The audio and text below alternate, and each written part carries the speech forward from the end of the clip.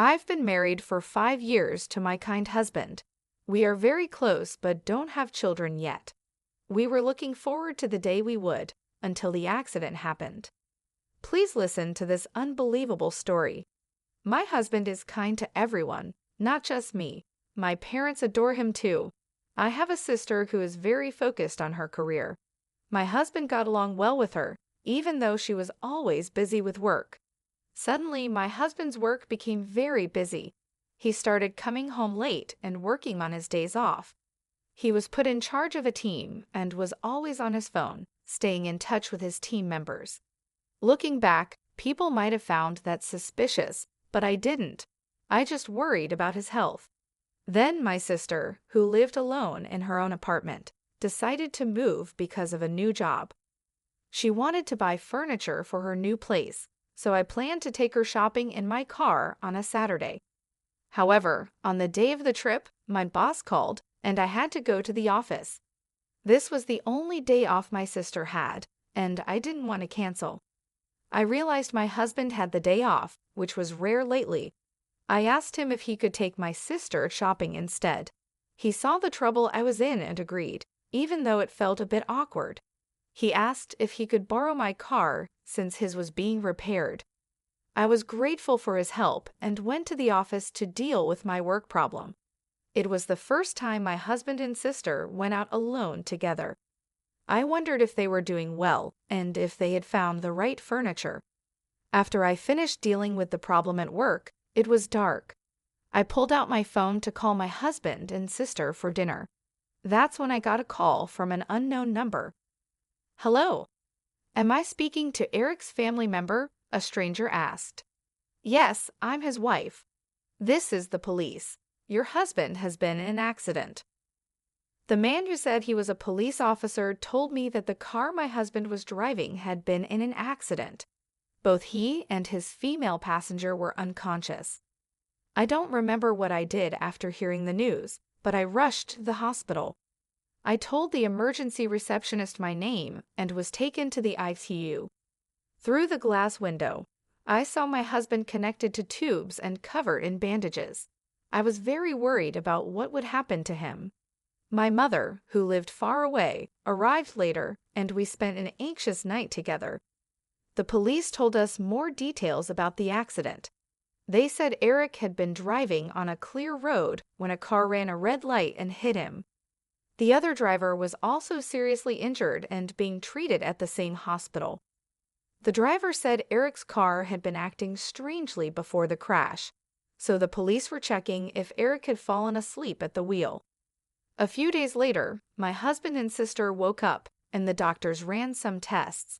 My mother and I were called in to hear the results. We were told that while they would not die, they would likely have some disabilities. Still, my mother and I were happy they were alive and hoped they would recover somewhat through rehabilitation. We didn't tell them about the possibility of disabilities. We only told them positive things and took care of them. My mother looked after my sister, and I took care of my husband. At first, my husband was in shock from the accident and not feeling well. He was also worried about the trouble he caused us, but over time, my kind husband started to change. He was frustrated because his leg wouldn't move easily. The hospital treatment and having to quit his job made things worse, and he couldn't control his anger. Still, I went to the hospital every day because I understood how he felt and wanted to support him. One day, a police detective came to the hospital. He told me he had discovered something about the accident. It seemed that the brake oil in my car had leaked, so an accident might have happened sooner or later. He said this might explain why the car was acting strangely before the crash. The woman who crashed into my car was also not doing well. Her mother came to apologize. It was the first time I had met her. Since then, my husband's anger towards me increased. He was mad that I could move while he couldn't. He was also annoyed that I couldn't stay long at the hospital because of my work schedule. He started ordering me around and venting his anger on me when I didn't get what he wanted. He threw things at me, complained about his hospital room, and even complained when I went out to buy my own lunch. His demands kept getting worse. I felt sorry for him, but I had to work to make ends meet. There were many things I had to do, like contacting the police and talking to the hospital. I didn't even have time to breathe. My husband's attitude was becoming unbearable. I could see that I was being driven into a corner. My sister was in a similar state of mind, and my mother became more and more exhausted. I heard that my sister's demands on my mother, who had no job, were even worse when I couldn't go to the hospital. Both my husband and my sister seemed to have heard that they would remain paralyzed even with rehabilitation. Then there was the issue of my car's brake oil leaking. My sister said, "Hey, I heard your car was leaking oil. You were responsible for your car's maintenance. I can't work, and I can't get my body back to normal because of it. Mom looks irritated, and your husband is in the same condition. You are responsible for taking care of me and your husband for the rest of your life." My sister blamed me so harshly that I felt overwhelmed. I tried to explain that I had no idea about the leak and that I had been taking care of the car as best as I could, but she wouldn't listen. She kept saying that it was my fault and that I should have been more careful. My mother's health was also deteriorating because of the constant stress and pressure from both my sister and my husband. She looked tired and worn out, but she continued to help as much as she could. I felt guilty for putting her through all this, but I didn't know what else to do. As days went by, my husband's attitude grew worse. He became more demanding and less understanding. He blamed me for everything that went wrong, and his anger was relentless. I felt like I was walking on eggshells, constantly trying to avoid triggering his rage. Despite all this, I tried to stay positive. I kept telling myself that things would get better and that my husband and sister would eventually recover. I hoped that with time, their anger would subside and they would understand that I was doing my best. One evening, after a particularly difficult day, I sat down with my mother to talk about the situation.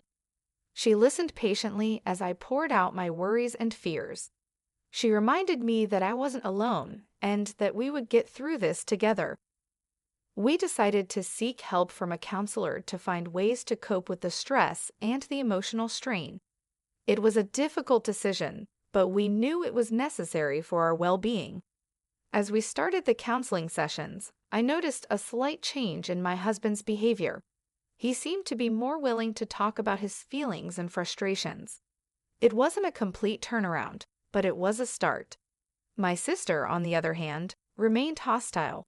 She continued to blame me for her condition and refused to participate in any counseling sessions.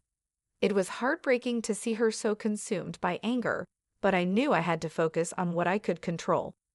In the midst of all this, I continued to work and manage our household. It was exhausting, but I took it one day at a time. I leaned on my mother for support, and we found strength in each other. Slowly, my husband's physical condition started to improve. The rehabilitation sessions were helping, and he was regaining some mobility.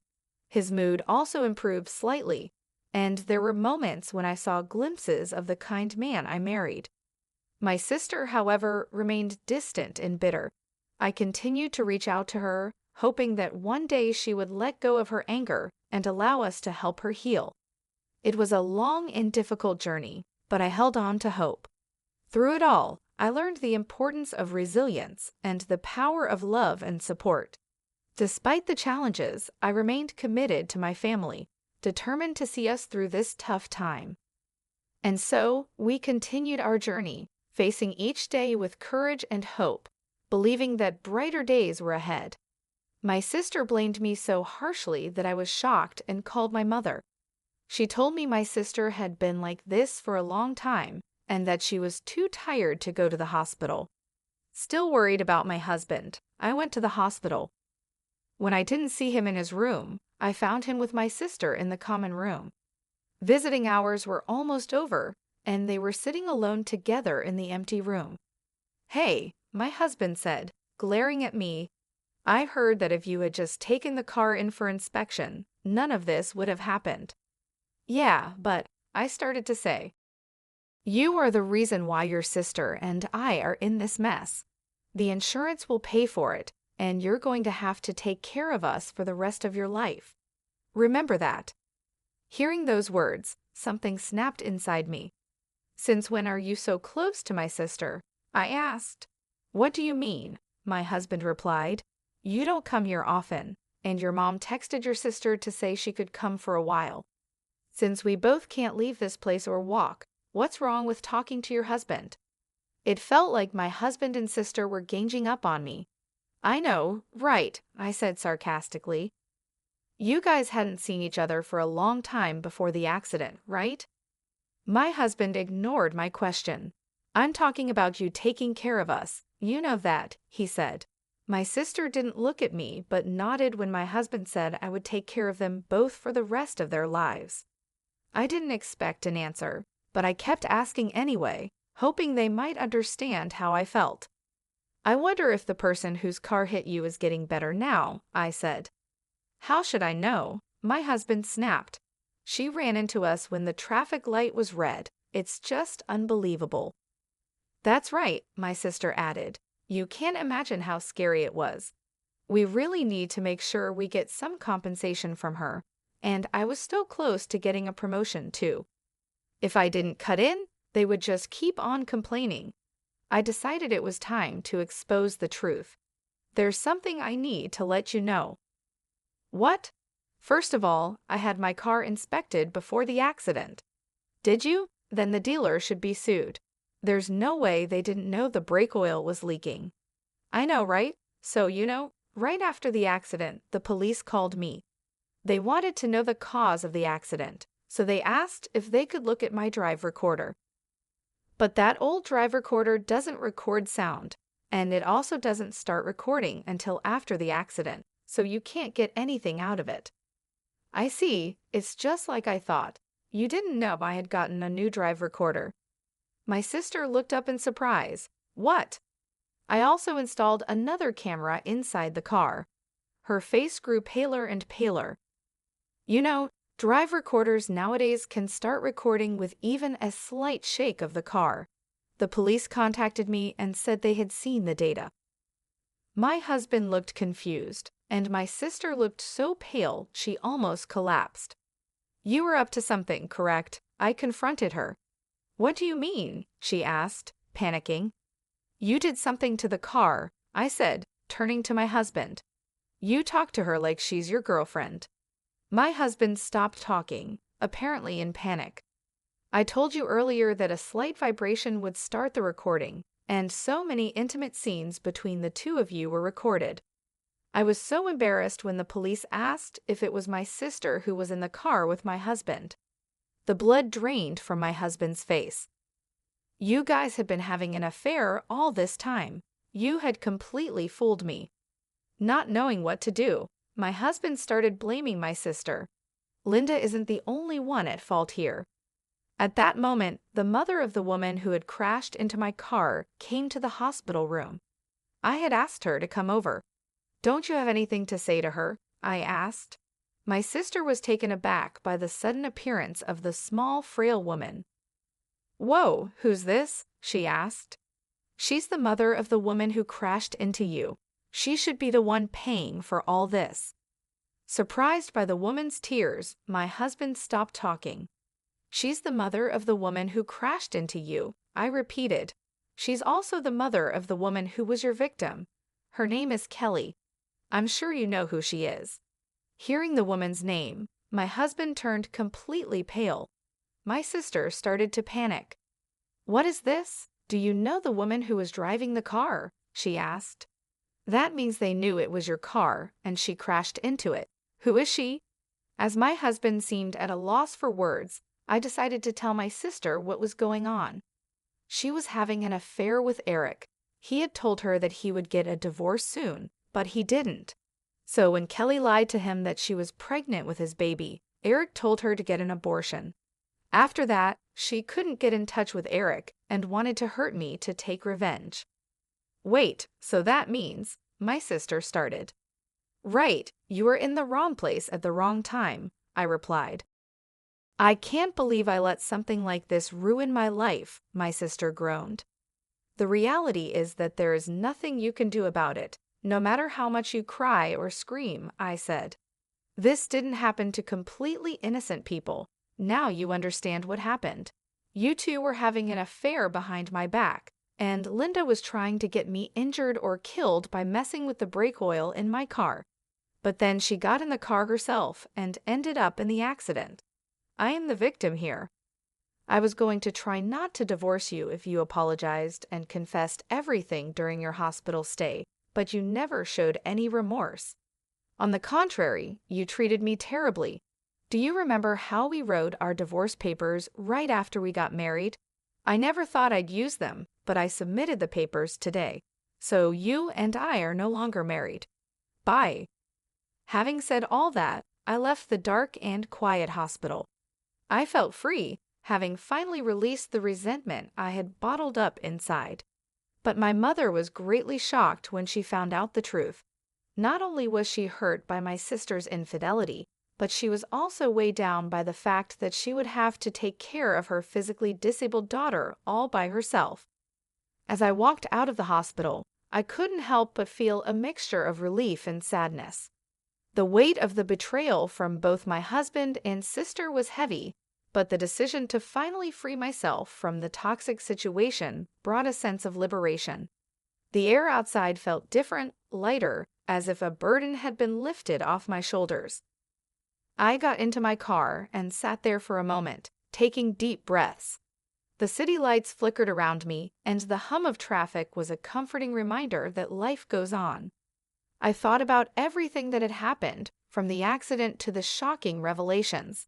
It felt like a whirlwind, and now I had to figure out what my next steps would be. When I got home, I found my mother sitting in the living room, looking lost and tired. She had been through so much, and I could see the toll it had taken on her. We sat together in silence for a while, both of us processing the events of the day.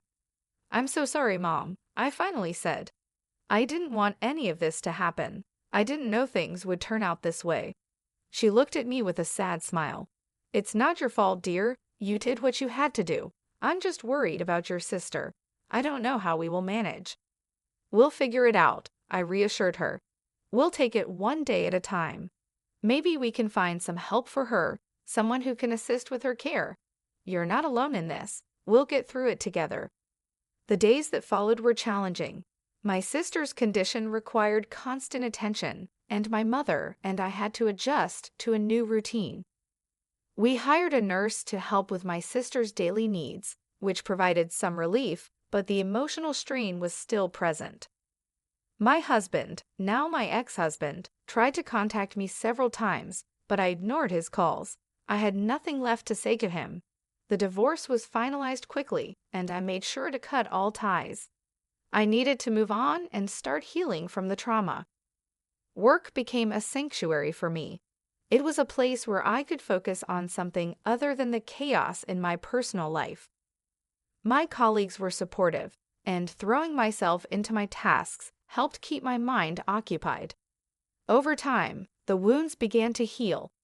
My sister slowly came to terms with her new reality, and though our relationship was strained, we found a way to coexist peacefully. My mother, though still weary, seemed to regain some of her strength. We found a new normal, one that wasn't perfect but was manageable. Reflecting on everything, I realized how strong I had become. The betrayal had tested me in ways I never imagined, but it also showed me my resilience. I had faced the darkest parts of my life and come out on the other side, stronger and more determined than ever. Life moved forward, and so did I. The scars remained, but they were a testament to my journey and the battles I had fought. With each passing day, I embraced the future with hope, ready to build a new life for myself and my family.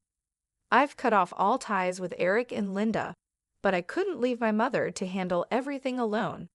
So I talked to the person responsible for the accident, accepted the necessary apologies, and asked her to compensate my sister, who was mistakenly involved in the accident, so my mother wouldn't be troubled. 3 years have passed since then. My husband and I are divorced, and I am living on my own.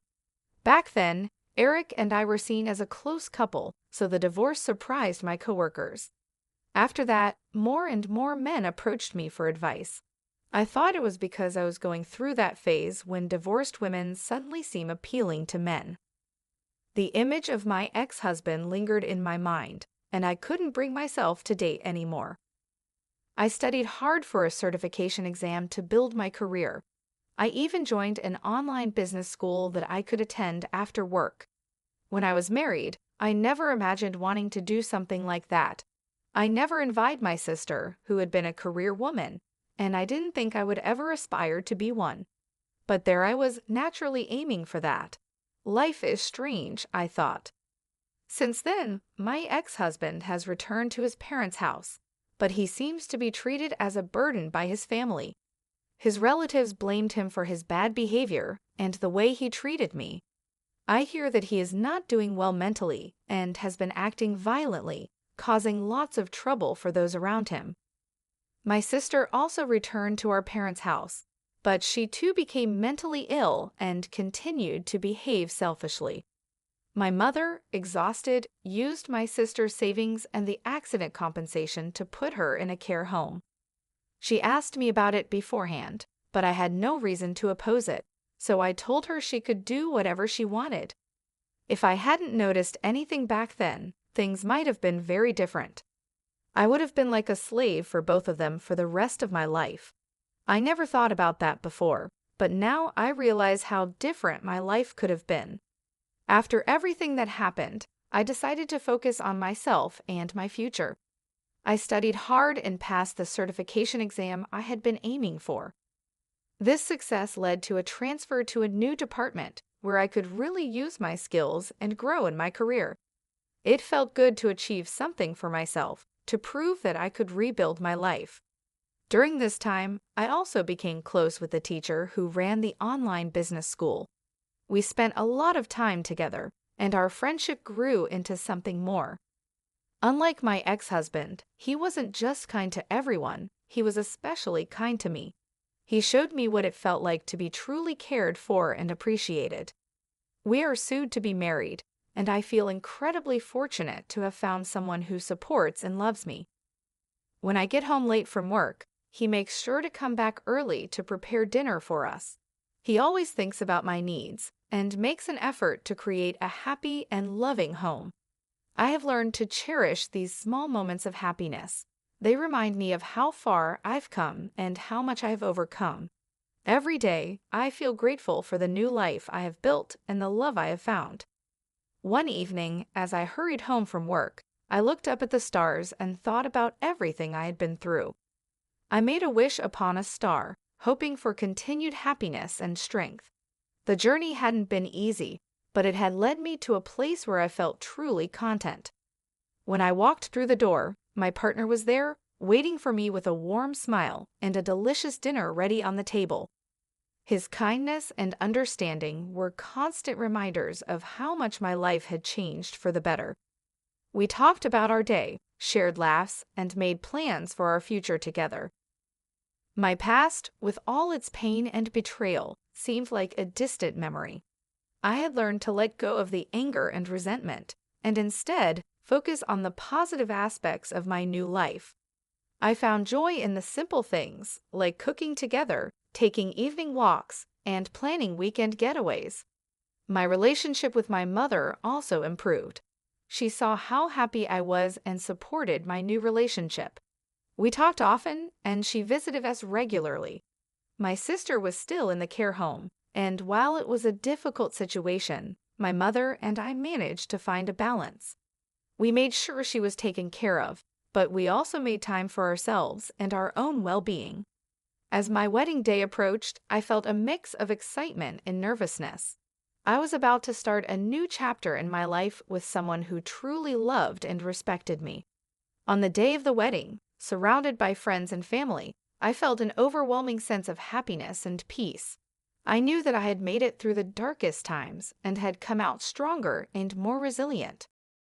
Looking into my partner's eyes as we exchanged vows, I felt a deep sense of gratitude. He had shown me what true love and kindness were, and I was ready to spend the rest of my life with him. Our future together looked bright, and I was excited to see where it would take us. After the wedding, we settled into our new life together. We continued to support each other in our careers and personal growth. We traveled, explored new hobbies, and made countless memories. Every day felt like a new adventure, filled with love and laughter. Reflecting on my journey, I realized that all the hardships had led me to this point. They had taught me valuable lessons about resilience, self-worth, and the importance of surrounding myself with people who genuinely cared about me. I had transformed my life and found happiness in ways I never imagined possible. As I looked forward to the future, I knew that I could handle whatever came my way. I had built a strong foundation of love, trust, and mutual respect with my partner. Together, we were ready to face any challenges and celebrate every joy that life had to offer. And so my story continued, not as a victim of circumstance, but as a person who had found strength and happiness in the face of adversity. I embraced each day with a grateful heart, knowing that I had created a life filled with love, hope, and